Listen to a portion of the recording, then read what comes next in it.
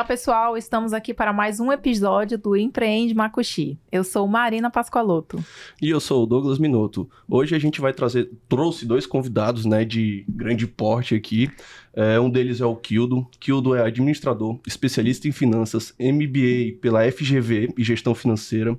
MBA em consultoria e empreendedorismo, mestrando em administração com 15 anos de experiência em consultoria empresarial, né, proprietário da KMN Consultoria Empresarial e educador financeiro pela DESOP, Educação Financeira. Currículo grande, hein? E isso porque ele esqueceu também de colocar que se formou, inclusive junto comigo, se não me engano, em 2018, pela IPOG, né, sobre planejamento tributário. É muito bom.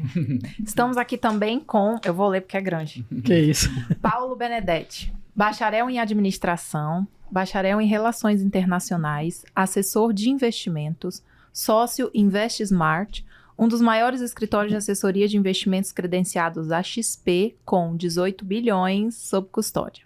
Ex-consultor em finanças para micro e pequenas empresas e consultor financeiro pessoal. Bem-vindo, Paulo. Obrigado. Olha, eu quero dizer que fiquei muito feliz quando eu soube que você estava em Boa Vista, porque quando eu dei a ideia para o Douglas, para a gente fazer o podcast, primo, vamos fazer um podcast, para falar sobre empreendedorismo, sobre finanças, investimentos. E uma das primeiras pessoas que me veio à mente foi o Paulo. Eu falei, gente, eu tenho que trazer o Paulo no podcast. Legal. Obrigado, me sinto honrado.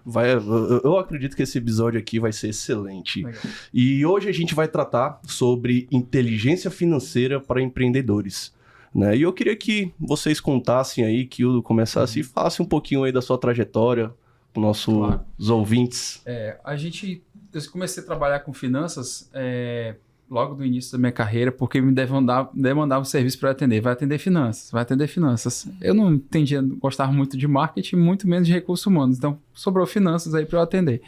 Eu comecei com pequenas empresas, micro pequenas empresas mesmo, orientando ali aquele empreendedorzinho pequeno, comprar aquele caderno ainda na papelaria de livro caixa, né? Entradas Faz um tempinho, né? A internet não estava tão boa assim, né?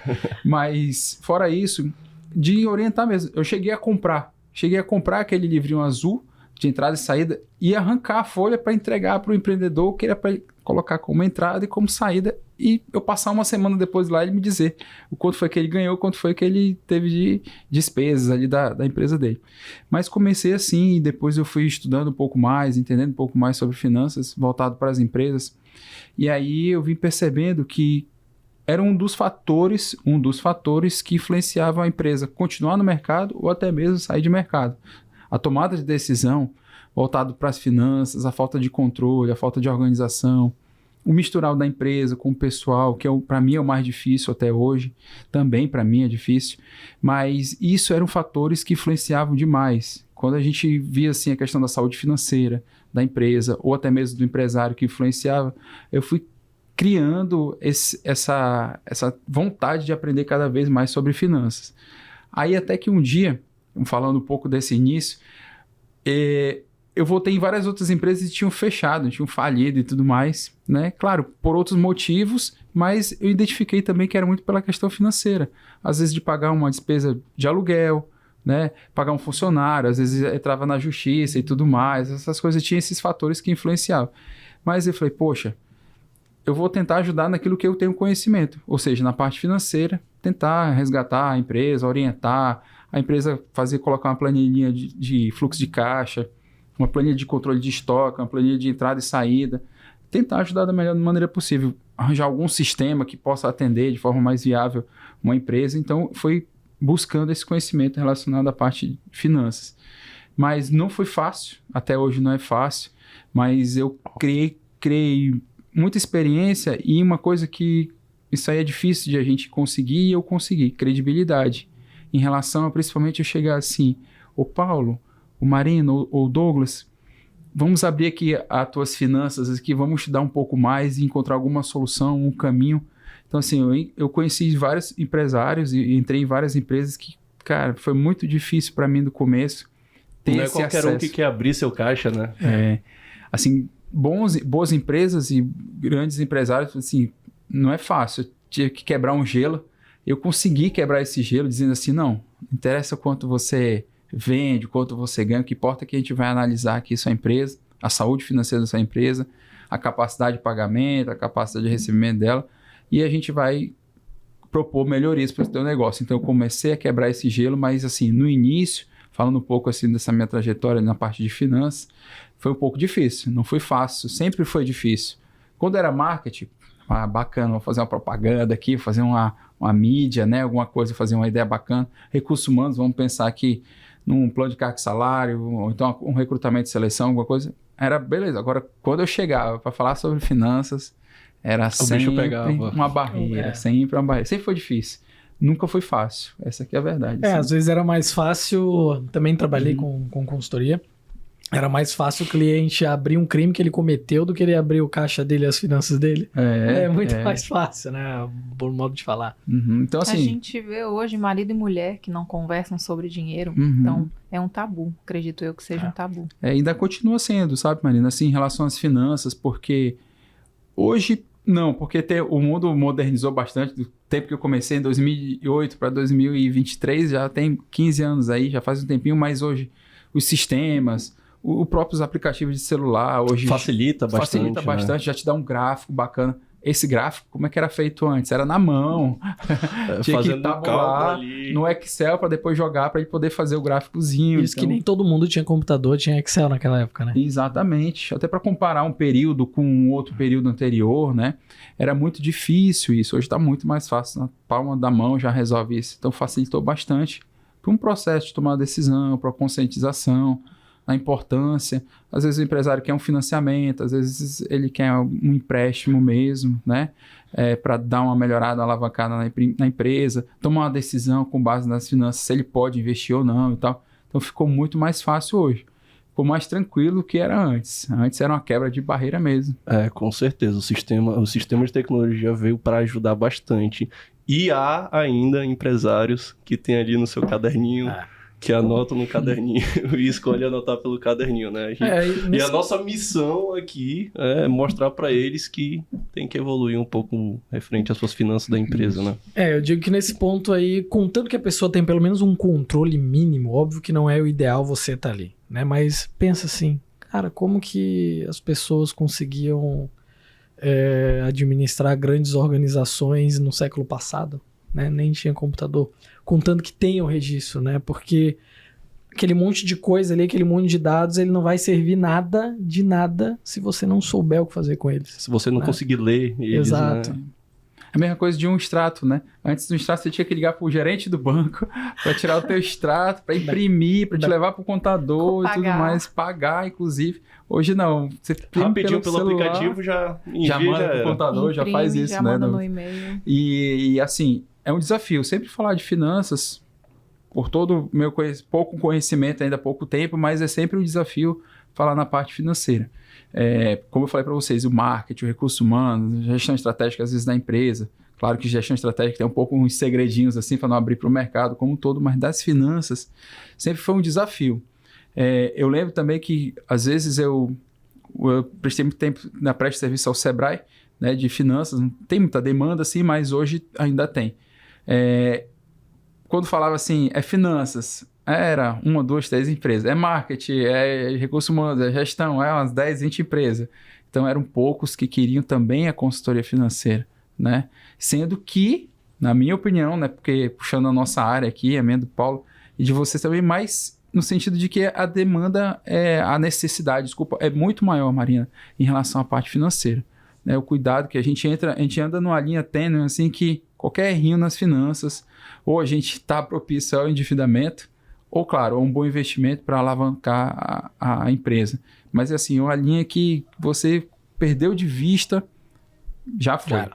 É rápido. Não, com certeza. E voltando a essa parte sobre sistemas, às vezes o empresário acha caro pagar uma mensalidade de 500, de 600, de 900 reais para um sistema, mas a funcionalidade que ele traz... é infinita. Você tem a sua empresa na mão, você tem todos os indicadores, e hoje a gente vive através dos indicadores, a nossa empresa cresce através dos indicadores. Então, eu lembro que eu tive um consultor maravilhoso, por sinal, um excelente consultor, um homem muito experiente, ele prestava consultoria para diversas farmácias na cidade, e ele me trouxe a primeira planilha, onde eu consegui entender tudo que eu vendia, tudo que entrava de cartão, quais eram os meus custos, quais eram as minhas receitas, despesas, enfim. E eu lembro que ele me falou uma vez assim, ele falou, olha, mas você não pode passar essa planilha para ninguém. Porque eu acredito que tenha dado muito trabalho para ele configurar as fórmulas. E hoje, dava um trabalhão alimentar aquela planilha. Eu passei anos, eu passei por 4 sistemas, até eu encontrar o sistema que eu tenho hoje, eu ralei. E é importante falar isso, porque muitas vezes não é o primeiro sistema que você vai se identificar, e aí a pessoa às vezes desiste. É muito caro, vou pagar tantos mil por ano para um sistema. Não, vou voltar para a planilha. Mas o trabalho que eu tinha preenchendo aquela planilha, mês a mês, hoje, eu uso para eu estudar, eu uso para fazer um network. Então, assim, a facilidade que o sistema traz é excelente. Gigante, né? Teve o processo de tomada de decisão, a informação é importante, né? Eu posso, eu não posso, no momento, né, propício para tomar uma decisão. Eu vendi mais, eu vendi menos, né? Tem tudo isso.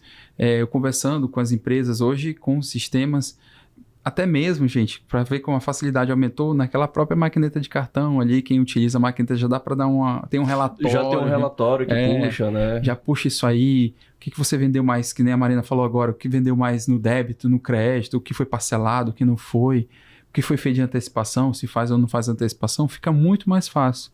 Então, assim, o ramo das finanças também melhorou, mas assim mesmo, até hoje, a gente encontra muitas barreiras. As barreiras continuam ainda na questão da parte financeira, né? Muito porque não é feito lançamento, não é atualizado, né? Não tem a informação ali na mão, apesar de ter todos os sistemas. Então, isso dificulta ainda a gente fazer uma análise, uma conversa. Recentemente, eu tive uma ideia, falei assim, olha, alguém estava falando sobre finanças, eu falei, olha, mas... eu estava conversando com um contador, lembrei agora, aí ele falou assim, eu falei para ele, cara, mas ninguém chama o empresário e fala assim, olha, eu peguei aqui teu balanço, eu peguei teu fluxo de caixa, o fluxo de caixa, e eu quero te mostrar os resultados aqui, para tu tomar uma decisão. Se tem alguma coisa para investir, para você fazer e tal, esse aqui são os resultados da tua empresa. Ninguém faz isso hoje em dia. Ninguém pega esse fluxo de caixa e mostra um resultado numa tela de uma televisão, ou de um computador, do celular. Fala assim, vamos falar um pouco de o que você pode tomar de decisão. Você quer investir? Quer comprar um equipamento? Né? Você está vendendo no preço certo? Você está tendo lucro ou está tendo prejuízo? Porque muitas vezes, né, o empresário ele vê o dinheiro entrando na conta, mas como ele não tem aquele controle, né, ele não sabe o que fazer com aquele dinheiro, acaba torrando tudo. Claro. Né, e quando chega na hora de pagar as contas essenciais, não tem. E começa a virar aquela bola de neve. Ou mesmo até... muitos empresários eles fazem o quê? Eles tiram todo o dinheiro do caixa da empresa, né? Esquece que a empresa tem um faturamento volátil, ou seja, você pode faturar 100 mil nesse mês e no próximo mês você pode faturar 10 mil. Então, se você não tiver com dinheiro em caixa, você pode prejudicar muito. Isso eu sempre dei um exemplo assim, não adianta você faturar 1 milhão, você gasta 999,99. Exatamente. Né? Então... tem que controlar não só vendas, mas também despesas também, para você ter uma base que você pode fazer, que você não pode fazer. Que a partir do momento que nem você falou, tira um pouco dali, aquele pouco já vai influenciar muito, né? Exato. Eu sempre brinco aí que tem entra o Paulo. O kit empresário ali, né? Tá, a empresa está dando lucro, eu vou comprar logo o kit empresário, comprar logo uma picape, um sítio, uma fazenda. Isso aí mesmo. E aí o dinheiro vai embora. É aí que entra o Paulo, porque hoje o Paulo está atuando como assessor independente. Né? Então, muitas vezes as pessoas, elas assaltam a empresa mesmo. Tá tendo lucro a empresa, e ao invés delas tirarem os ovos dessa cesta para comprar outra cesta, elas acabam usufruindo tudo. Usufruindo de tudo. Exato. Mas, Paulo, conta aí um pouco da sua história. Vamos lá. Sou roraimense, né? Nasci aqui em Boa Vista, apesar de meus pais não serem daqui, né? Cheguei a atuar com consultoria empresarial também, principalmente na área de finanças, né? Com ideias de negócio. Mas antes, o que me fez querer seguir essa área de consultoria e hoje assessoria, né? Numa época de faculdade, eu nem fazia nem administração, nem relações internacionais ainda. Eu comecei fazendo publicidade. né? Imagina. Comecei fazendo publicidade e lá eu tive um professor, que foi o Fabiano de Cristo. E aí eu vi o jeito dele, vi as aulas dele, ele contando a história dele. Ele, nessa época, já prestava consultoria para o Sistema S, né, de empresas. Eu falei, cara, eu quero ser como ele. Eu quero trabalhar com isso, né? Aí eu me perguntava, mas, poxa, por quê? O que aconteceu? O que é que me despertou isso e tudo mais?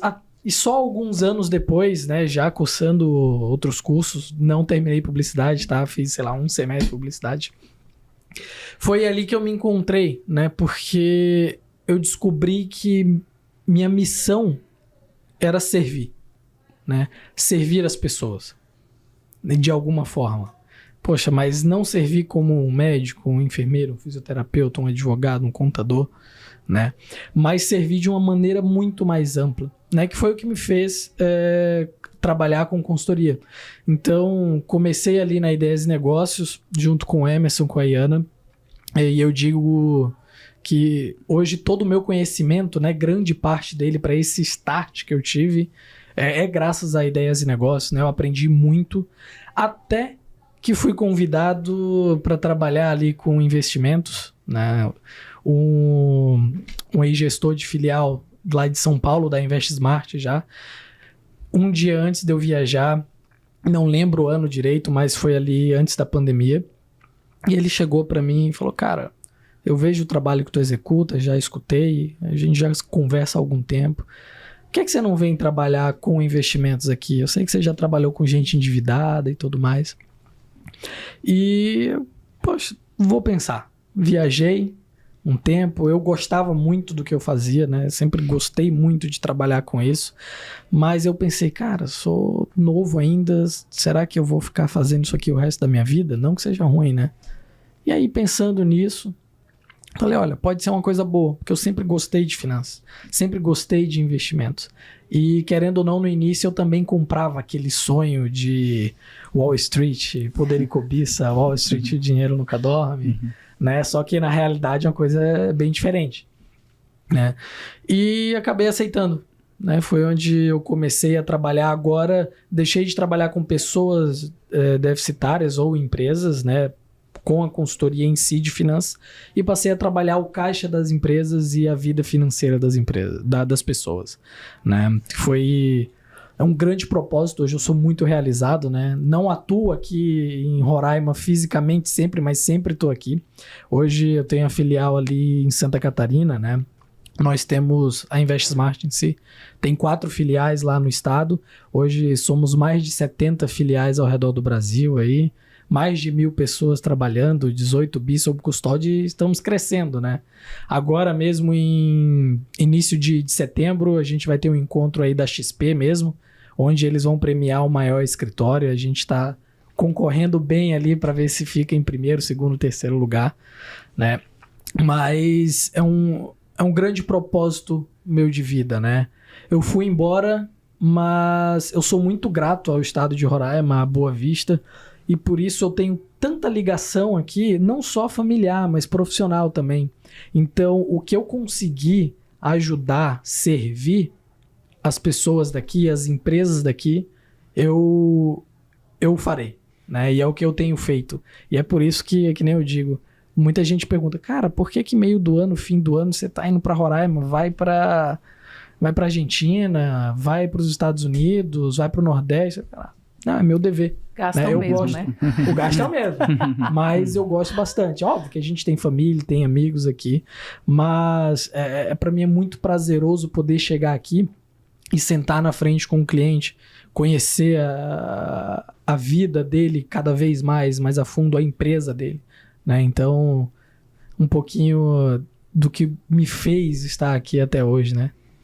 E é o nosso intuito também do podcast, né? Trazer pessoas como o Paulo, como o Kildo, para a gente estar informando um pouco o empresário, né? Que sente um pouco de dificuldade em manusear suas finanças. Às vezes não entende bufufa nenhuma de investimento também. E isso pode fazer com que uma família que não tenha uma empresa, né, principalmente quando uma família está envolvida nessa empresa, e você não tem esse controle das suas finanças, pode vir a desabar. Sim. Né? Então a gente tem que ter muito cuidado com isso. E através disso eu pergunto, né, para vocês quais os maiores desafios que vocês enxergam hoje, tanto do empresário quanto do investidor pessoa física, em manter isso organizado, né? O que dificulta essa organização financeira da empresa? Eu acredito que o interesse, no primeiro momento, você se interessar por aquilo. Quer dizer, porque só deixar as finanças na mão de um sistema também, ele vai rodar, vai girar, vai fazer, vou lá, quando eu quiser, eu vou lá e puxo um relatório. Não, acho que você tem que acompanhar, sabe, Douglas? Até para poder sentir um pouco do mercado. Às vezes, eu converso com as empresas, com os empresários, perdão, e eles falam assim, Kildo, essa semana foi boa, ontem foi ruim, foi diferente da outra, hoje é quinta-feira, né? Foi diferente, ou quarta-feira, hoje foi diferente da outra semana. Então, com base em que isso? Às vezes não é um movimento, às vezes é a parte financeira dele. Exato. Então, ele tem que acompanhar, ele tem que dar uma assistência, uma atenção diária, semanal, mensal, trimestral, semestral e anual para as finanças. Todo santo dia, tipo assim, eu sempre digo, né, que a pessoa ela tem que ter um horáriozinho, aquela rotina de todo santo dia abrir a sua planilhazinha. Eu controlo minhas despesas pessoais numa planilha. Todo santo dia eu chego no escritório, abro minha planilha, anoto as coisas que eu gastei e entrou no dia anterior e faço isso através de um sistema também para minha empresa. Legal. Então, todo santo dia eu faço isso sem falta, é muito difícil. Isso vem me ajudado muito. E talvez também falte um pouco dessa rotina nos empresários. Às vezes eles acham que vão contratar uma consultoria, por exemplo, de finanças, né? E falar, não, pega aqui e tu resolve para mim. E acha que ele não precisa fazer nada. Então, eu costumo dizer, né, e aí tanto empresa quanto pessoa física, né, quanto indivíduo, porque quem que dirige as empresas, né, ela não se dirige sozinha, né. Finanças, investimentos, não é tão técnico, é comportamento, né, é muito mais comportamento do que o número. A forma como você vai fazer o controle daquilo ali, óbvio, né? Guardadas as devidas proporções aí. Não importa. Contanto que você tenha aquela informação, né? Mas é comportamento. Então eu acho que quando a gente já fala disso, apesar de ser um tema mais sofisticado para algumas pessoas, que é Alguns bonito, acham que é só aquele tema técnico, né? Não, e é bonito falar de investimento. É bonito falar de gestão financeira, né? Algo assim, muita gente se sente assim, né? E então, por essa pompa toda que tem, o que eu vejo é muita gente com medo de achar que é difícil fazer um controlezinho básico, né? E principalmente, gente com medo de enxergar como é que tá o panorama financeiro da sua empresa. Pensa comigo. Às vezes a pessoa não abre o extrato. Não vou abrir o extrato porque eu não quero ver o que eu gastei ontem. Exato, um exemplo. Pega a gente, cara, a gente viajou de férias ou foi numa semana que a gente viu que gastou muito. Não dá medo de quando tá perto ali da fatura do cartão vencer, de abrir para ver quanto que tá? Com certeza. Então, nas empresas é a mesma coisa, né? E fora também aquela cultura, né, que é do brasileiro, que muita gente não é ensinada finanças em casa, né? E eu digo que é muito mais comportamental porque a forma como quem criou você lidava com o dinheiro, muito provavelmente vai ser a forma ou vai ser muito próximo daquilo como você vai lidar com o seu dinheiro e isso vai refletir na sua empresa. Então, quando eu atendia as empresas, eu via muito disso também, né? Eu sempre gostei de ter nos meus atendimentos, tanto como consultor como assessor, uma tese mais comportamental.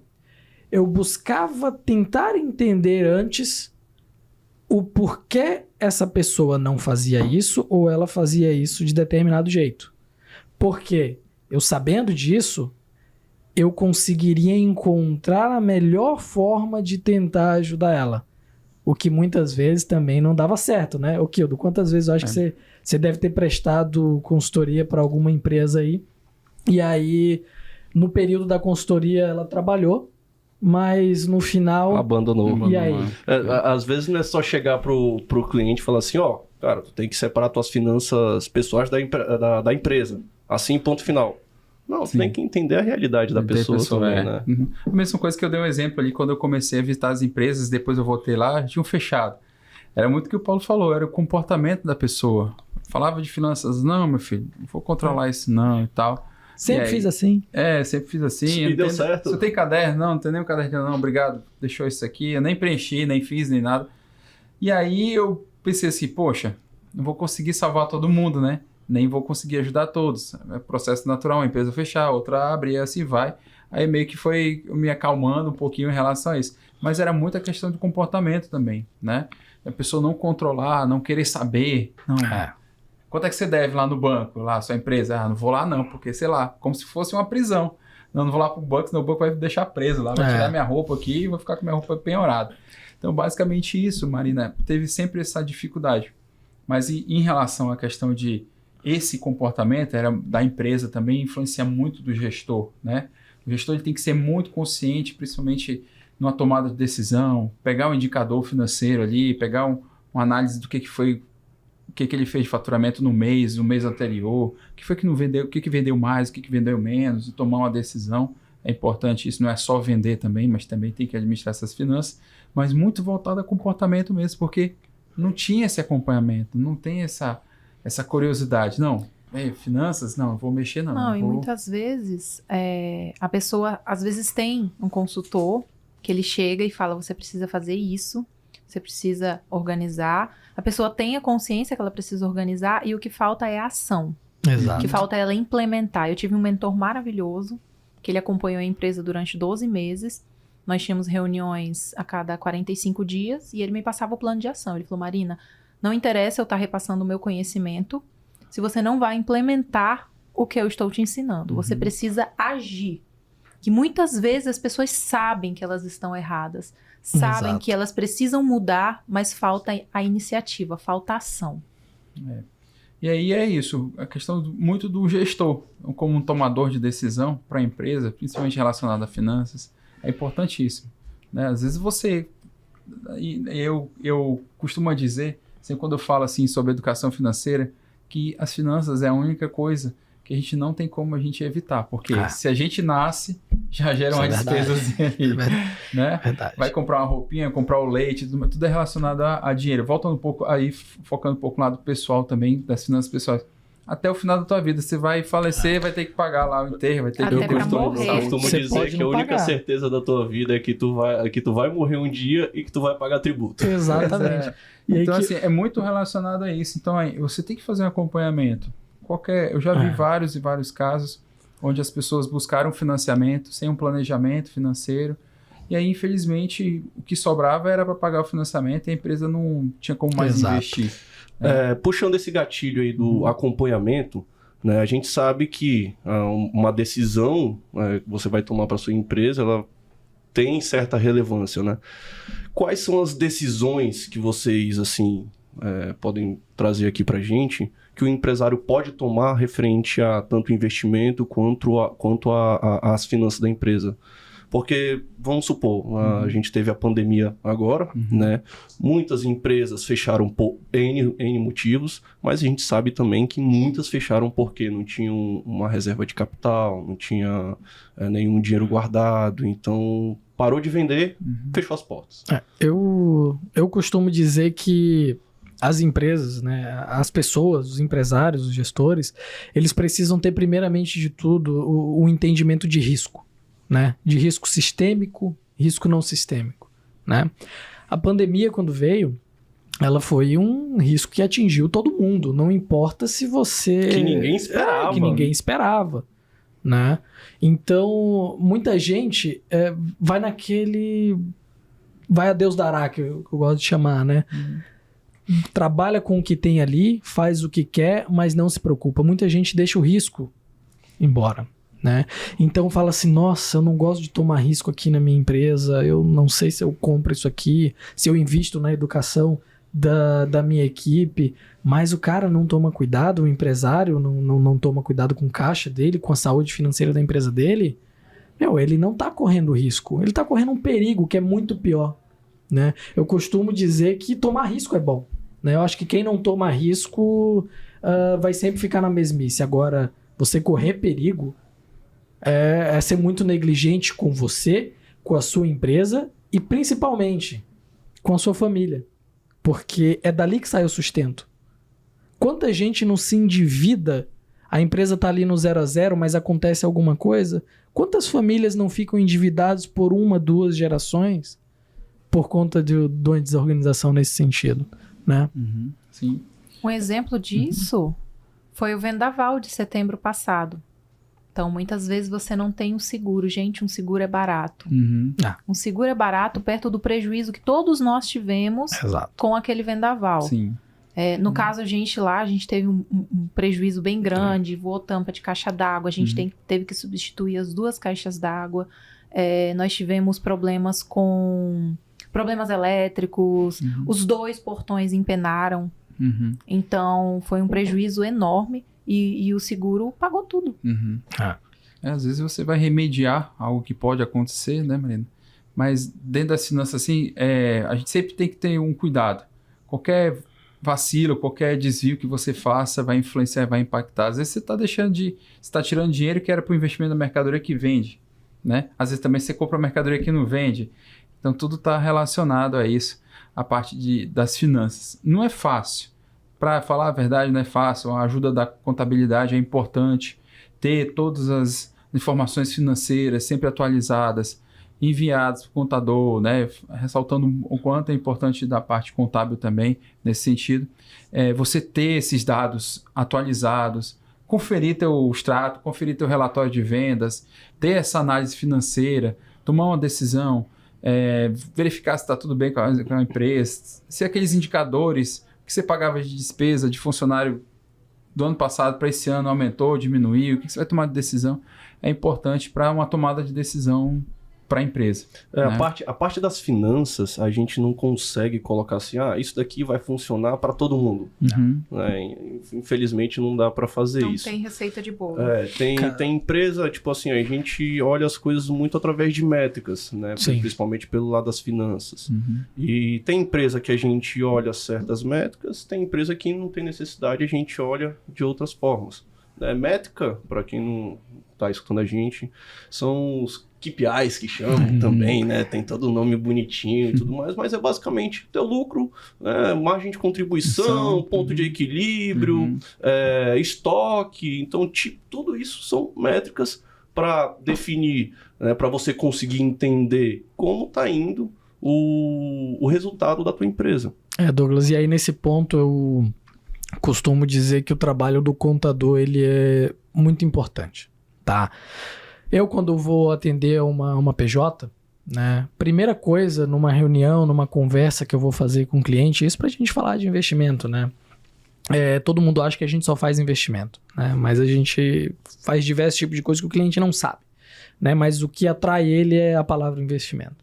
Primeira coisa que eu peço se ele tem um setor financeiro na empresa, que ele tem um contador trabalhando lá dentro, eu falo, gostaria de conversar com você depois com o seu contador. Ou então, se ele terceiriza essa contabilidade, eu gosto de falar diretamente com o contador também, né? Porque a primeira coisa que eu pego, depois de entender o histórico da empresa, eu peço o balanço, os balancetes, enfim. Porque ali eu enxergo como que está a dinâmica do negócio, como que está a saúde do negócio. Eu consigo visualizar em números o empresário às vezes falando, olha, minha sazonalidade é X. E tem muito empresário que não tem noção do que é isso. A gente não consegue enxergar. E aí, um ponto, né, até um alerta desse, muitos empresários veem a contabilidade como um custo, né? Um custo em que sentido? Cara, eu sou obrigado a ter esse cara aqui, a ter essa empresa aqui para emitir isso e aquilo. Só pensam pela parte burocrática. Então, esquece um pouco dessa consultoria que o contador pode dar também, né? Isso é caro, isso é custo. Isso é totalmente custo. Até porque também não importa você ter o melhor contador Se você também, como empresa, não faz seu papel de casa, né? Você, como empresário, faz ali, municia o contador de informações para que ele consiga te gerar algum resultado bom, né? Então, sempre quando eu vou nas empresas, eu peço isso. Empresa que o empresário geralmente não quer abrir, ó, cara, por quê? Né? Eu sou bem direto, por quê? Né? O que está acontecendo? Aí fala, aí começa a aparecer, né? A vozinha que a gente escuta já começa assim, né? Entendeu? Então é muito nessa dinâmica, né? O que é legal, falando em relação que a gente discutindo aqui de finanças, é uma parte bem legal que eu gosto, é a dinâmica do preço, né? Definição de preço, às vezes... Precificação. Muita gente não entende direito como faz isso, né? E aí, eu tenho, graças a Deus, eu consegui uma planilha que alguém me deu, baixei da internet, alguma coisa assim, que, cara, eu sempre faço a prova dos 9 com ela, né? E sempre dá certo. Então, assim, eu passo para a pessoa, né, Marina, como diferente do consultor que você tinha, todas as minhas planilhas para todo mundo, eu saio distribuindo, dou para tudo quanto é pessoa que vejo na frente, eu vou dando minhas planilhas, eu vou embora, porque é compartilhar conhecimento, né? A gente não vai levar nada dessa vida, enfim, nesse sentido. Mas o compartilhamento, mas falando um pouco de preço, é sempre legal, porque no preço você descobre muita coisa, às vezes, poxa, você está vendendo abaixo do mercado, está vendendo acima do mercado, porque você não está vendendo, porque você está vendendo acima, você está vendendo, não está ganhando tanto assim, entendeu? Tá pagando para poder ter esse produto, a mercadoria na tua empresa. Então é legal a dinâmica do preço e é um dos primeiros fatores que eu trabalho assim. Vamos falar de preço, né? Vamos ver tua margem aqui. Tu conhece tua margem? Porque tem muito... Tua lucratividade. Eu faço assim, eu compro essa mercadoria por 100 e vendo por 200, então eu tô jogando 100%, tô ganhando 100%. Tô ganhando o dobro, né? Tô ganhando 100%. Tá ganhando, mas aí como é que vai pagar a tua mercadoria? Tu comprou por 100, então não é 100, é só 50%, entendeu? Então é bem legal isso, porque aí você vai conversando com a pessoa, é um quebra-gelo também para mim, é falar de preço, porque eu não tô falando de quanto ele tá ganhando, de quanto ele tá tendo de despesa, com o que ele tá gastando, mas eu consigo trabalhar ali no preço dele, né? O que ele tá alcançando com aquilo ali. Dou vários exemplos. Vamos lá, vamos numa concessionária de veículo. Você acha que está ganhando mais? É o cara que está vendendo um carro de 100 mil ou um carro de 30 mil? Eu acho que é o de 100 mil. Pois é, mas o de 100 mil vende de vez em quando. E de 30 mil vende toda hora. Ele está ganhando dinheiro de 30, porque é giro. Você precisa girar. Você tem mercadoria que gira? Tem que girar para você ter maior lucratividade. Aí você quebra o gelo. Muita gente quer como é que muitas pessoas, eu vejo que muitos empresários eles montam seu preço, é baseado na concorrência. Meu concorrente vende daquele valor e eu vou vender desse valor também. Só que aí você não sabe, às vezes o concorrente ele tá vendendo um valor que tá tomando prejuízo, que possivelmente mais ali na frente ele possa vir a falir, e você tá acompanhando o rumo dele. Ou às vezes ele comprou bem porque ele tem um volume maior de compra também. Exatamente. Né? E tem uma coisa que é importante falar, para também até para os ouvintes escutarem um pouco, preço. Todo mundo fala assim, preço, o que eu vou fazer meu preço? Não, quem faz preço é mercado. Exato. Não existe isso. Eu vou comprar uma carne, é parecida ou igual, ou um pouco a mais ou um pouco a menos a mesma carne em outro lugar. Eu vou comprar um carro, é parecido ou igual num estado diferente. Vou comprar uma passagem, é parecida ou igual. Então é mercado que determina preço. Eu não posso chegar e colocar o meu preço. Quem determina é mercado. Eu não posso chegar e dizer, olha, eu sou consultor de empresa, eu vou cobrar tanto de você. Não, se você vai comprar mais, não vão te pagar. Ou você não vai conseguir vender. Se cobrar menos, você não está valorizando o teu trabalho, a tua educação e tudo mais. É mercado que diz isso, né? Eu vou trabalhar em investimento, eu tenho um limite na minha carteira, eu vou ter uma porcentagem de ganho e tudo mais. É mercado que define isso. Então a pessoa tem que ter muito cuidado, principalmente com essa dinâmica, esse meu quebra-gelo do preço, né?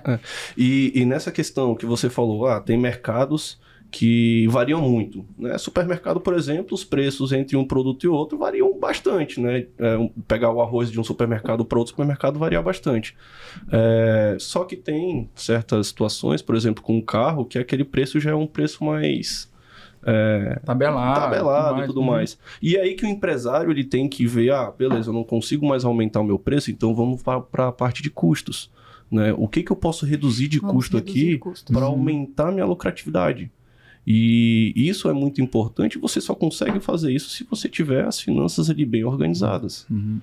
Porque geralmente, né, Douglas, a gente sabe, e Paulo também, a Marina, a primeira coisa cortar custo é demitir funcionário.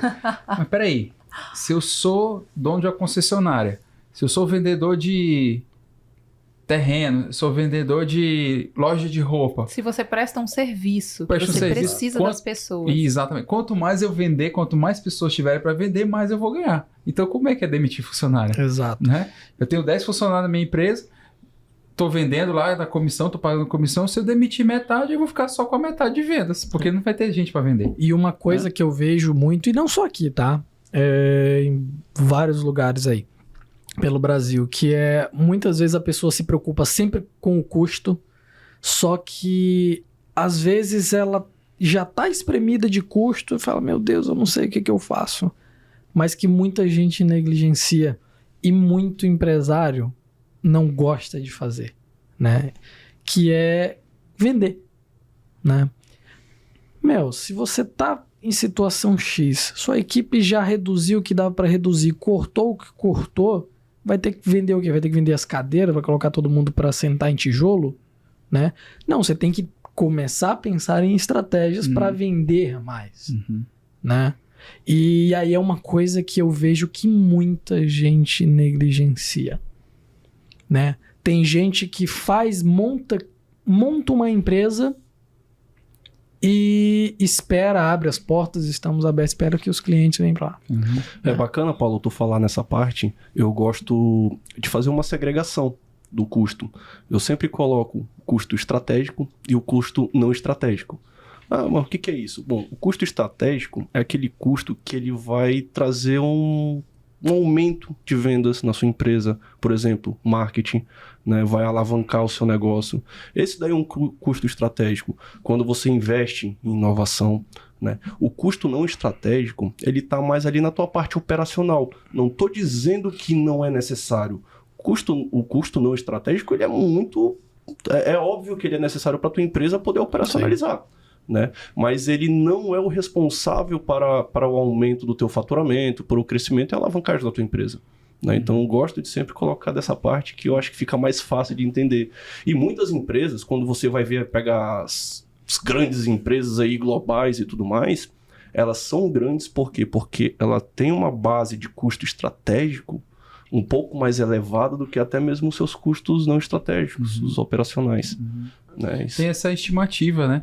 Até porque as sazonalidades, dependente do negócio, as sazonalidades. Por exemplo, eu vou deixar de contratar mais pessoas no final do ano, vendo roupas, por exemplo. O que é que faz com que eu venda mais, faça com que eu tenha um melhor desempenho?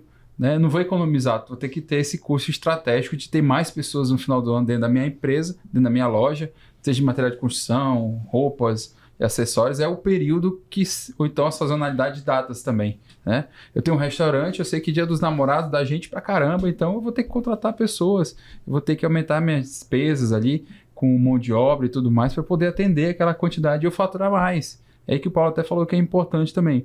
Às vezes a pessoa tá amarrada ali, só querer controlar, a despesa vai aumentar, não deixa aumentar, não sei o que e tal, e esquece de vender. O importante é vender. Às vezes chega um limite da despesa que é aquilo mesmo.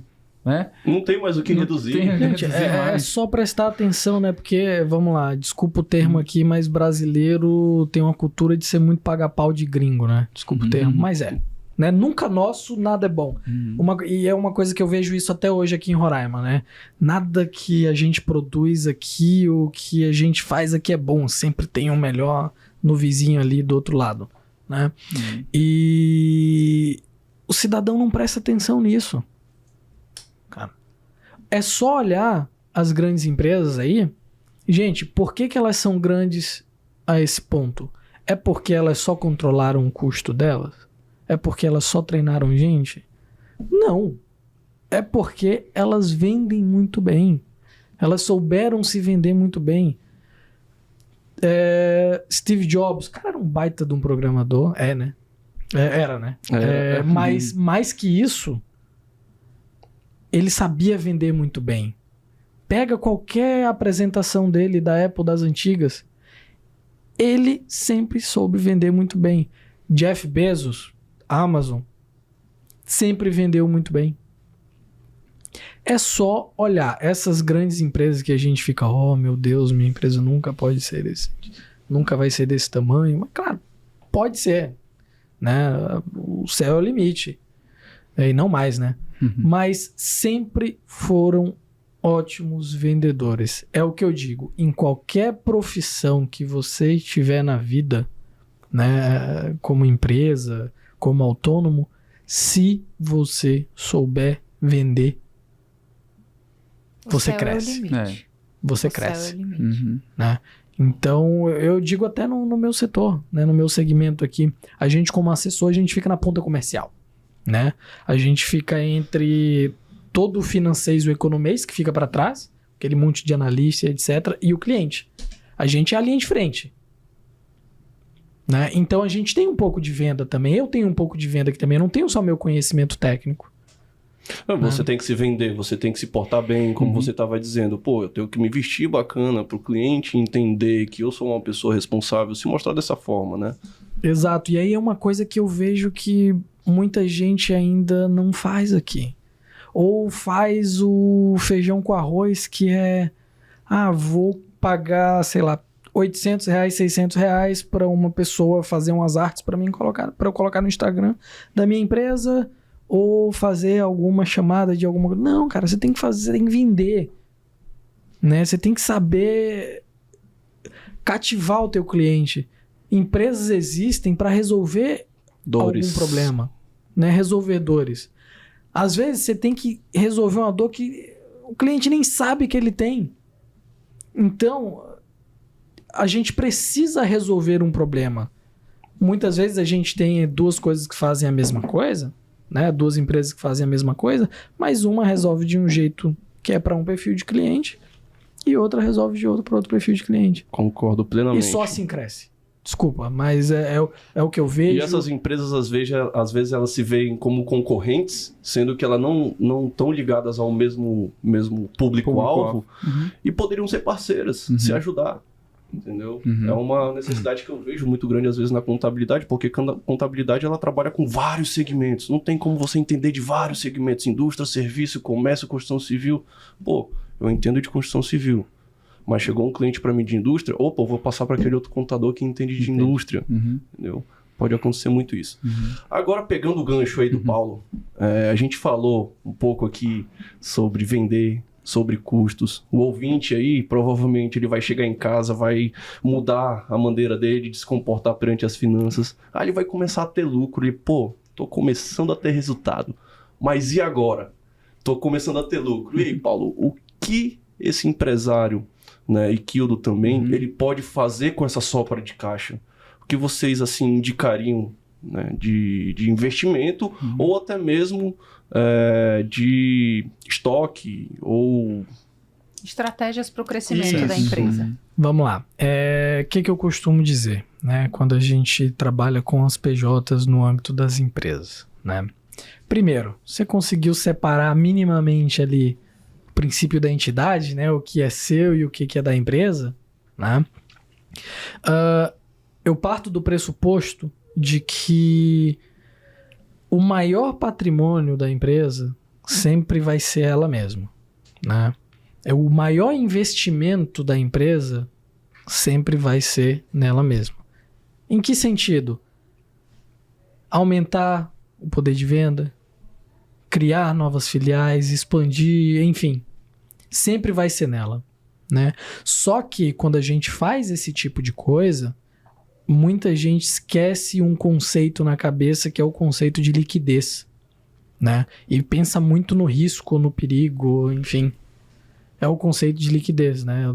Vamos lá, para quem não sabe, liquidez, falando em termos chulos, é a capacidade de transformar algo em dinheiro rápido. Dinheiro na mão. Né? Dinheiro na mão. É igual, por exemplo, o que é mais líquido, né? Uma casa ou uma caneta? A caneta você vende muito mais fácil, na verdade. Então a caneta ela tem mais liquidez e o conceito é esse, né? Só que o empresário, ele precisa minimamente conhecer as suas finanças, conhecer os riscos e ter minimamente planejado, né, o que ele quer fazer para a empresa dele, né? Porque a gente acaba entrando numa relação de risco e retorno, né? Eu sempre costumo dizer que o ideal é a pessoa, a empresa sempre reinvestir nela. Só que a custo de quê? Às vezes a pessoa está num setor que nesse ciclo econômico ele está sendo muito penalizado, ou ela vai ser mais penalizada ali na frente, ou a pessoa não está entendendo, o empresário ainda não está entendendo muito bem o que ele está fazendo ali, ou ele está querendo mudar de posicionamento, né? Então, para isso, a gente precisa, eu gosto de dizer que o empresário ele precisa fazer uma conta simples. Se vale a pena ou não ele usar esse lucro para reinvestir na empresa ou deixar guardado em outro lugar, né? Uma continha básica que eu digo para todo mundo é: hoje a gente tem a Selic, né, que é definida pelo Banco Central. Começou a dar uma baixadinha agora. Exato, para controlar a inflação, né?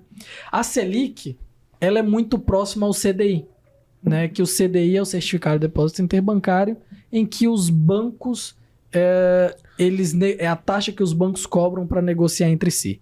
E ambas são muito próximas e são conhecidas como taxa livre de risco, né? O que é que o empresário tem que fazer? Olha, vamos supor que ele quer expandir a empresa, né? O que ele tem que fazer minimamente? Cara, se eu expandir aqui, quanto será que eu vou aumentar nas minhas vendas aqui? Ele tem que fazer uma projeção mínima de fluxo de caixa, né? Uma projeção mínima de crescimento.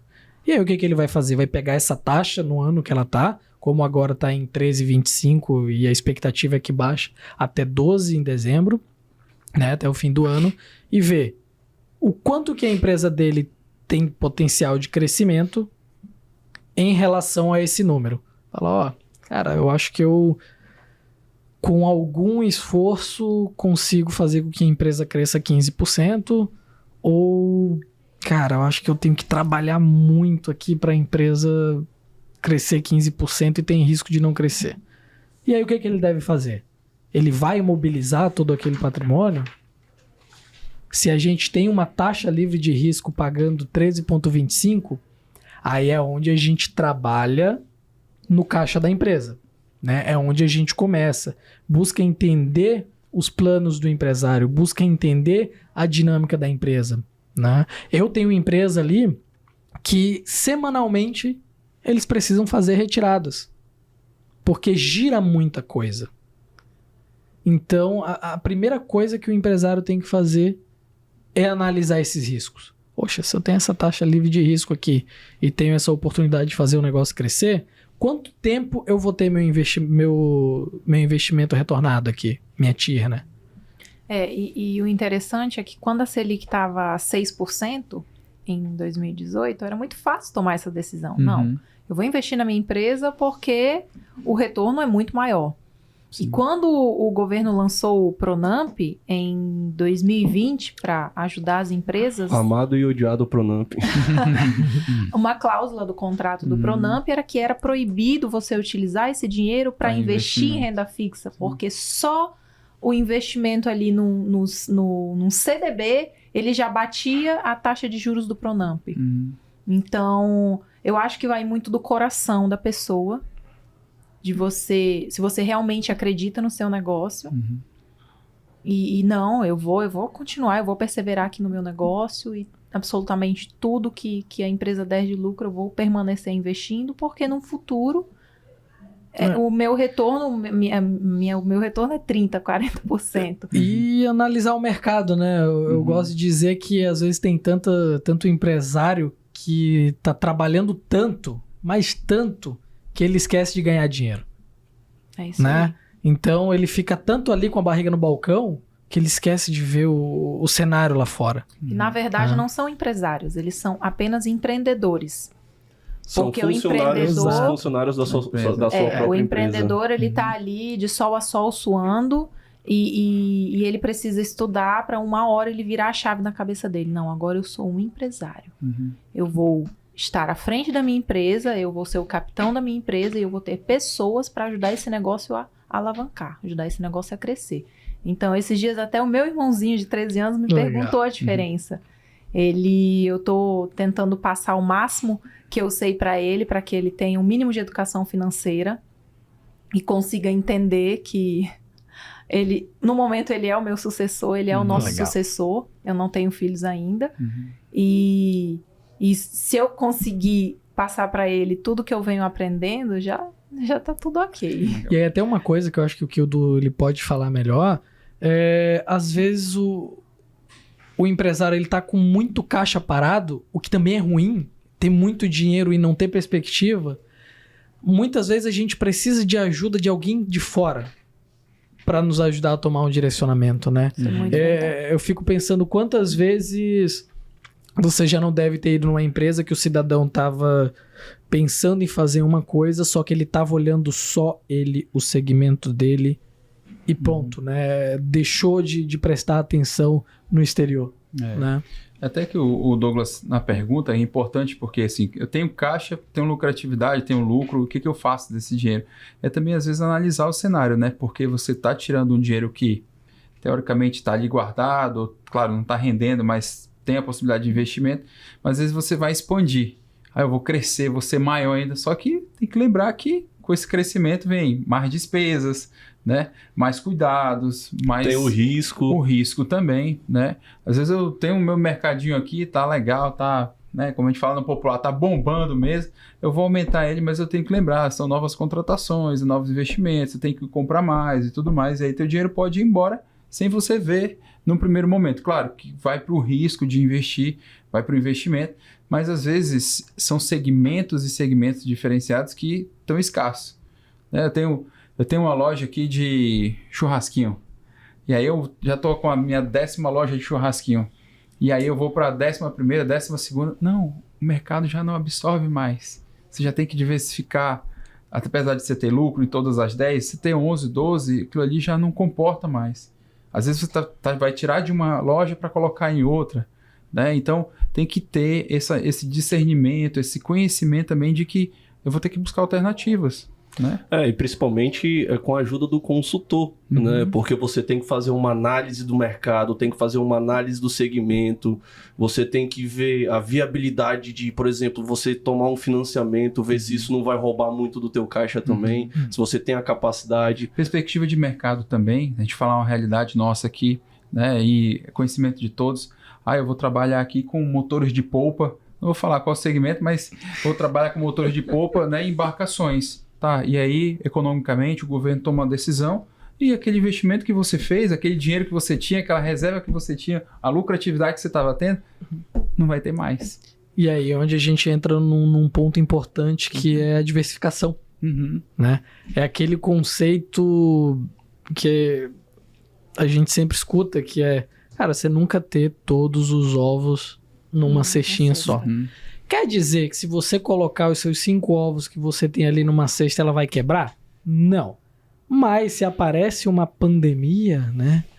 Ou algum outro evento sistêmico e cai essa cesta, o que você vai fazer?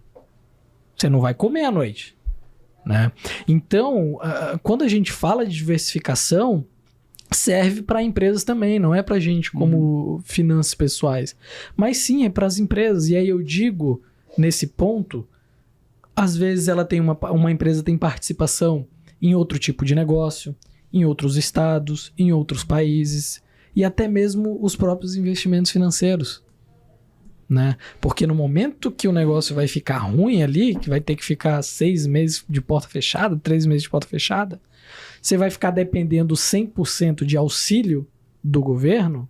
Auxílio que eu falo são as linhas de crédito, Pronamp, tá? pô, a pior coisa do mundo é você pegar um empréstimo para pagar dívida.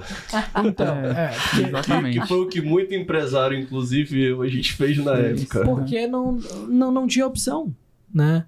Eu digo que os únicos que deveriam ser perdoados em não estar preparados nesse sentido é o empresário que está começando. É a pessoa que... Tá com perspectiva de crescimento e tudo mais, tem a ideia bacana. Entendeu? O negócio não tá consolidado ali ainda. Assim, para uma empresa, pelo menos ao meu ver, para ela se tornar uma empresa consolidada, ela tem que passar daquele período ali de 5 anos. né? Porque a gente tem uma estatística histórico que muito grande. 50% das empresas elas fecham as portas, Exato. né? Nesse período. E aí que a gente entra no assunto de que nós estávamos falando anteriormente. É uma utopia. Uhum. Que somente 50% das empresas, nós estávamos falando de médias e grandes empresas, que têm muito dinheiro em caixa. Uhum. Então, é quase uma utopia você imaginar que a pessoa, o empresário, não vai pegar aquele dinheiro e não vai torrar enlouquecidamente, que a gente sabe que muita gente faz, inclusive grandes empresários. Uhum. Eu vou comprar uma lancha, eu vou comprar uma caminhonete, eu vou comprar um jet ski, é o kit do Blade Rico. Eu digo que é o kit do Blade Rico. Na primeira E aí- fatura, né? E aí, na pandemia, o que aconteceu? A pessoa tem um restaurante grande, ela tem uma margem de lucro de 30% e amanhã, a partir de amanhã, ela não vai poder abrir as portas. A partir de amanhã, ela não vai saber como vai pagar os funcionários dela, se ela não tem uma reserva de emergência aí, não sei, de pelo menos 4 vezes o faturamento dela, ela tá na roça. E foi o que eu vi acontecer muito na pandemia. Pessoas vendendo, se livrando de bens. E quem tinha dinheiro parado, aproveitou as oportunidades como forma de investimento. Claro. Uhum. Ou construiu casa, reformou, porque Uhum. o que teve de aumento nessa pandemia, né, de reforma Também. e construção foi muito alto. Alto, é. Assim, como é que uma empresa, né, ela tá com um caixa bacana, como é que ela consegue se proteger dessas eventualidades? Né? Qual é a forma que vocês veem que seria muito mais viável para o empresário poder se sentir, ter um pouco mais de segurança, né? Vamos lá. Hoje é uma coisa que as empresas, né, as pessoas têm muito preconceito que é falar de seguro, né? Geralmente, quando você vai falar de seguro, ele está muito ligado a desgraça, morte e etc. Por isso que eu gosto de chamar seguro de gestão de risco, né? Como o próprio caso que aconteceu em setembro, cara, se tua empresa não está preparada para isso, de nada adianta, né? É aquele caso de você correr risco e correr perigo, né? Um exemplo que eu sempre gosto de usar é: eu preciso atravessar o Rio Branco, eu tenho uma canoa ali que ela tá naquelas condições de canoa meio duvidosas, eu não sei nadar, eu preciso atravessar e não tem colete. Eu vou entrar no bar, vou entrar na canoa e vou com o motorzinho rabetinha lá atravessar. Isso quer dizer que ela vá afundar, eu vá cair? Não. Mas, caso algo aconteça, minha chance de ir pro vinagre é muito maior. De acontecer alguma coisa ruim comigo, né? Agora, se eu tô nesse mesmo cenário e tem um colete salva-vidas ali, e eu vou com esse colete, eu já tô bem protegido. Minha chance de sobrevivência é muito maior. Nem que apareça um jacaré lá do lado, eu vou agarrar nele, né? Para as empresas é a mesma coisa. Imagina você, empresário, quanto abuso você aguentou para crescer a empresa e tudo isso ser deteriorado ou em sua totalidade, ou pelo menos em grande parte, Às vezes numa noite. em horas, e por algo que poderia ser totalmente protegido, né? Então, por isso que eu falo, nossa, a pessoa vai lá, um seguro é caro, ou eu podia estar usando esse dinheiro da minha reserva aqui para fazer outra coisa. Não é caro. Caro é acontecer alguma coisa em horas e você precisar, muitas vezes, tem gente que começa a vender casa. A gente começa teve se caso desfazer. aqui, né, de várias empresas, algumas empresas que pegaram fogo e tudo mais, e algumas tinham seguro, outras não. Uhum. E pra você conseguir se reerguer, é muito difícil. Depois com o seu negócio ali todo destruído. Isso quando se regue, né? Cara, Quanto maior a empresa, mas não tiver essas garantias, maior a queda e mais difícil também se reerguer, né? Porque tá tudo investido ali, você não tem nenhuma reserva, não tem nada, e aí acaba que dificultando. Você já tá num patamar muito alto, uma estrutura muito grande, né? Você não é mais pequeno, você já é médio, grande, para você se reerguer, o custo disso é muito alto. né? A manutenção, o dia a dia é e complicado. não se proteger não só de incêndios, né? Uhum. Não sei se tudo. vocês viram a notícia Tudo, essa sim. semana do acidente que teve dentro de uma academia lá no Ceará. Sim. E uma máquina caiu, a máquina Uhum. estava travada, Uhum. ela caiu em cima do senhor e as chances dele voltar a andar são de 1%. Sim, tem Então, ele isso tem também. dois filhos pequenos. Uhum. E assim, você precisa ter um seguro bem completo porque ninguém sabe o que se passa na cabeça de um juiz. Não. É igual bunda de neném. Eu tenho um amigo empresário que aconteceu um sinistro dentro da empresa dele, ele presta serviço, Uhum. aconteceu uma morte e a causa foi milionária. Ele foi condenado a pagar alguns milhões. Então, assim, foram 10, 15 anos de processo, pegou um advogado ruim, tá aí a importância de ter um excelente advogado. Uhum. Ele foi desencorajado pelo advogado a fazer um acordo. Não sei se tinha seguro na época, não me lembro. Mas eu fiquei muito assustada quando ele me contou essa história, porque o valor da condenação foi maior do que o negócio dele vale. Exato. Então, ele é uma pessoa que ele é investidor, ele tem muitos negócios, ele tinha muitos bens, acabou que ele teve que se desfazer dos bens, Uhum. justamente porque a causa se arrastou por muitos anos. Então, é isso, é gestão de risco E quando a também gente para fala as de pessoas risco, que estão ali. quando a gente fala de risco, a gente está falando muito também de uma pandemia, uma eventualidade, um infortúnio ali, né? Mas a gente também tem os riscos trabalhistas, né? A gente tem os riscos ambientais, a gente tem os riscos fiscais. Então, são todos esses riscos, né? Que, claro, não tem seguro para isso. Mas aí entra uma outra parte que também seria interessante você ter, que era que a gente chama de reserva de contingência. Uhum. Tem contingência, reserva de caixa, ou várias coisas, né? Então, vamos supor, por exemplo, no ramo de construção civil, onde, ainda mais quando a empresa não está toda regularizada ali com as especificações da segurança técnica, do trabalho e tudo mais. Né? Aí um funcionário, ele vai lá e cai, alguma coisa do tipo, e chega a vir a óbito. Né? Uma empresa que não tem um cuidado com isso, cara, vai lá, recebe um processo, pode ser às vezes milionário, né? E levar a empresa à falência. E geralmente infelizmente. Geralmente são. Geralmente é. Justiça Se for trabalhista, até os um processos são acordo coletivo milionários. também dos próprios colaboradores, quebra qualquer empresa, né? Se tiver um respaldo, enfim, toda uma segurança jurídica e, claro, até mesmo para a empresa também se regularizar, estar sempre organizada, de acordo com a lei trabalhista, enfim, qualquer outra lei de segurança também, faz parte disso. A partir do momento que ela deixa fugir isso, né, fecha os olhos para esse tipo de situação, complica muito mais para ela lá na frente, caso alguma eventualidade venha a ocorrer. Então, assim, também é uma forma de defesa, né, que você tem que procurar, uma questão de, às vezes é um laudo do corpo do bombeiro que vai te aprovar, que vai te dar um respaldo em relação a isso, né, da vigilância também, faz com que Exatamente. você... Se antecipar também, né? Também. Muitas vezes a gente sabe que o sistema tributário aqui do Brasil é muito complexo. Então, às vezes, você tá declarando seu imposto direitinho ali e tudo mais, e daqui a pouco a Receita vem, não é desse jeito. É de um outro jeito. E te multa e tudo mais, aí pronto, a empresa vai porrada. É bem complicado nesse sentido. Pessoal, para finalizar, eu gostaria que vocês falassem qual é as principais mudanças que vocês enxergam no cenário nos próximos anos. E também já acrescentar uma dica, né, pro empreendedor iniciante, ou até mesmo pro empresário já experiente, que tem um pouco de déficit nessa parte de finanças e investimentos. Aí a palavra fica com vocês. Para mim, assim, que eu venho trabalhando, eu venho observando a questão dos meios digitais, né? Acredito que é uma ferramenta muito em potencial. Inteligência artificial, hoje se fala muito.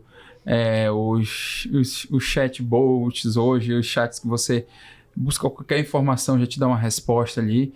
Mas a parte da internet, as pessoas voltadas principalmente para a área de tecnologia, as empresas que investirem hoje em tecnologia, tiverem esse respaldo, seja qualquer tipo de negócio, né? Desde que você vai no restaurante e lá tem um cardápio digital, de outra forma já vai ter esse cardápio na palma da tua mão e tudo mais. Quem investir em tecnologia e inovação hoje para atender os clientes e tudo mais, dar agilidade, dar um processo de resultado mais rápido, acho que vão ser os diferenciais no futuro, na minha opinião, assim.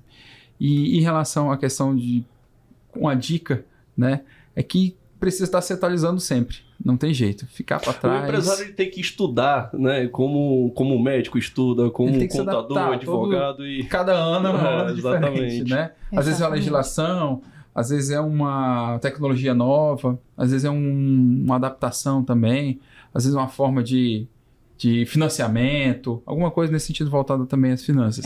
Mas vocês todo ano fazer um upgrade ali. O que eu tenho também que excluir da minha empresa que aquilo já não me serve e aquilo de novo que eu vou implementar. De uma forma mais dinâmica assim, eu acredito que todo ano tem que passar por esse processo de atualização, na minha opinião, assim, no dia a dia.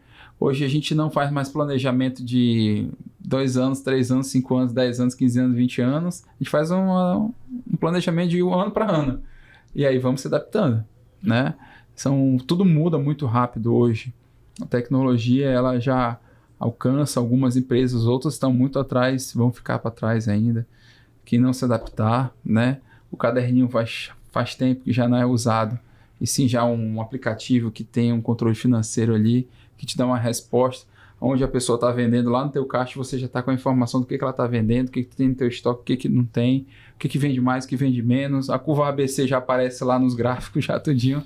Então tem que estar alinhado isso aí. O que vende mais, o que consome mais, é isso, na minha opinião. Na visão geral. E você, Paulo? Vamos lá, entrando em linha com o que você falou, e eu concordo 100%, mas sendo mais específico, eu digo que todo mundo, e aí não só empreendedores, não só empresários, inclusive funcionários, né, aprendam o mínimo sobre programação. O mínimo. Uma linguagem ali, Python... O mínimo, eu sei que é desconfortável, a gente pensa naquele nerdão, ou então Vale do Silício, São Paulo, Santa Catarina, enfim. Aprendam o mínimo de programação. E quando eu falo nessa perspectiva, não é falando de 20 anos ali para se preparar. Não, é para agora. Façam um breve benchmark aqui no Brasil mesmo, no segmento de vocês. Porque como o Kildo falou, tecnologias a partir de agora estão sendo muito mais rápidas as mudanças, né? Novas linguagens vão aparecendo, né? Eu gosto de usar o exemplo, meu sogro, ele foi piloto da FAB de caça e aposentou, agora é piloto de teste da Embraer, lá em São Paulo. Ele tá perto de se aposentar também e ele tá aprendendo programação. Na novembro passado a gente sentou para conversar e aí eu vi ele estudando, né, sozinho, autodidata, ali muito mais como uma diversão ainda. Ele sabe que aquilo é o futuro, né? Então, e meu sogro acho que já tem uns 50 e poucos por aí, né? Quem pensa, poxa, programação é coisa de menino novo, 20 anos. Mas não, aprendam o mínimo de programação. E todo lugar que eu vou, eu escuto sobre isso. Até mesmo no meu segmento. Escutem ele, que ele vem muito lá do Santa Catarina, né? Então, a gente tem que pensar que nem os bilionários, como ele tá junto com esses bilionários lá, né? E a dica que eu daria é aprenda a vender, né? E quando eu digo para aprender a vender, não é você ficar ali na porta da sua empresa entregando esperando, folheto. Opa, venha, entra aí, ô patrão, vamos tomar uma água, enfim. Aprenda a vender de verdade. Aprenda a técnica da venda. Porque não adianta nada você ter o melhor administrador trabalhando na sua empresa ali na área de finanças, você ter o melhor contador, você ter o melhor consultor e você ter o melhor sistema de gestão. O que adianta isso tudo se você não vende, né? Então eu digo que o principal ponto é aprender a vender. Aprendam isso desde o início. É desconfortável. É muito desconfortável. Eu nunca fui muito da área mais comercial, né? Estudar isso, mas quando eu vi isso, eu comecei a enxergar isso, Aí eu comecei a prestar atenção, né? Então, vender, né? Mas não é vender da forma que a gente está acostumado a ver. É você buscar o cliente, saber onde é que está o teu tipo de cliente, buscar entender como é que é a vida, o perfil desse cliente. E O sucesso do cliente e também. como que você pode ajudar esse cliente, Muito bom. né? E isso pode ser desde você vender um software até mesmo se você vende marmita, né? Vendas. Muito bom. Em qualquer área você vai estar atrelado a vendas. Qualquer né? área. Não importa. Sim. Senão não existe. Se alguém não comprar o que você está vendendo, seja serviço ou produto, você não vai ganhar dinheiro. O mundo cresceu assim. Gente, a gente tá terminando o programa agora, mas, nossa, eu tinha muita conversa ainda pra gente. Eu acho que a gente, na próxima temporada, a gente ainda vai se encontrar Vai esticar novamente. um pouquinho o horário. É, não é possível. E todo final de podcast, eu e a Marina, a gente sempre costuma, né, apresentar um livrozinho aqui que a gente gosta de ler e tudo mais. Eu vou começar com o meu, Legal. né, que é Dobre Seus Lucros, né? É um livro bem simples de você entender, bacana. Ele fala sobre essa parte do custo estratégico e não estratégico, tá? Cara, isso daí eu vou levar pra minha vida, tá? Muito bom. De outras formas também, ele te mostra, te ensina a entender os seus custos e onde você pode estar trabalhando para conseguir reduzir ele, né? Então, quem tá um pouco nessa área aí, quiser dar uma lida nesse livro, seria interessante. Legal. Bom, o livro que eu trouxe foi O Homem Mais Rico da Babilônia. Legal. É um livro excelente, já que nós falamos hoje sobre educação financeira, sobre saber lidar com dinheiro.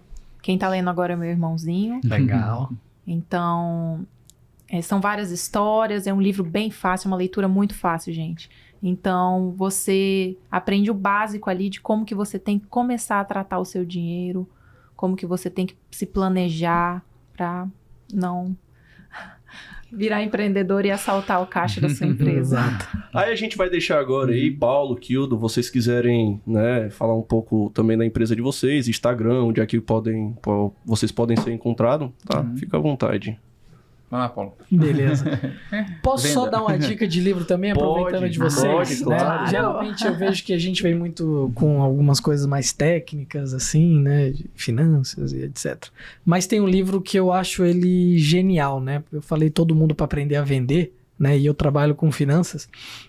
É um livro chamado Armas da Persuasão. Cara, muito bom, eu já li esse livro. Leiam, releiam, utilizem aquilo ali que dá certo.